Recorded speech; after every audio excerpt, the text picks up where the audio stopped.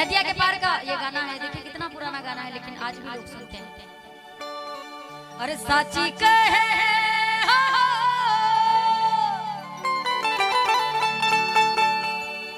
साची कहे तोरे आवन से हमरे अरे अंगन में आई बहार भौजी लक्ष्मी की सूरत ममता की मूरत। लेकिन अभी तू अच्छी लगा था तो भाई इंटर का एग्जाम दे लो।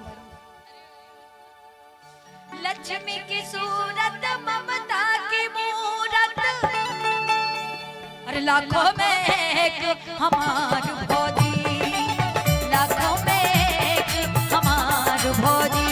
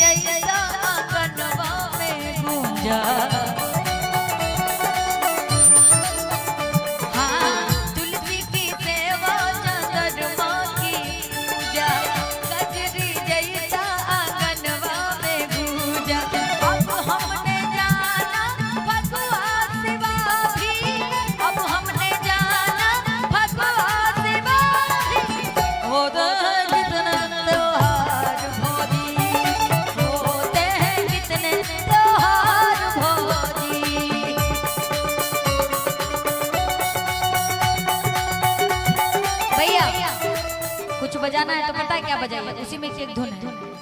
कोने दिशा में लेके चला रे पटोहिया कोने दिशा में लेके चला रे पटोहिया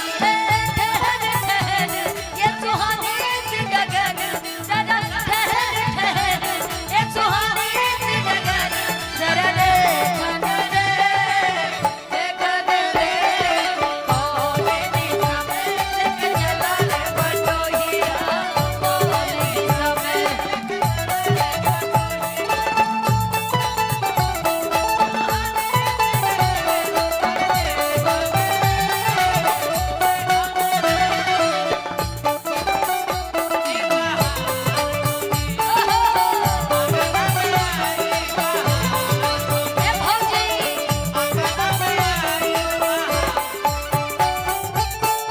सुंदर भाव क्या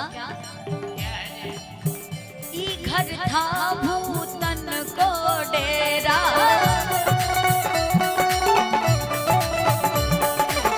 जब से पड़ा तुम्हारा पग फेरा ई घर था भूतन को डेरा जब से पड़ा तुम्हारा पग फेरा। बदल गई किस्मत संवर गई दुनिया बदल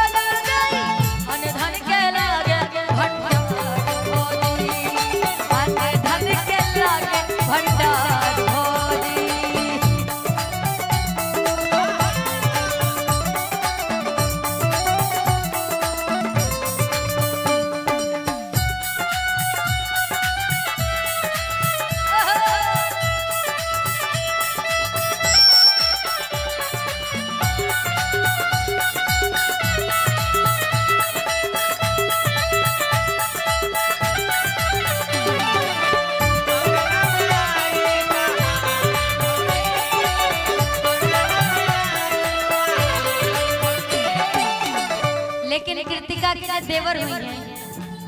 कृतिका से कही है का ए भौजी, जब से हम छोट बानी तब से अपना कक्का लोग के कक्का कक्का कह के पगला गेल बानी। अब एगो तू काम करा, एगो नन्हा मुन्हा दे दो ताकि हमरो के काका कहे। कहत बचपन से हम काका कही कही के हारे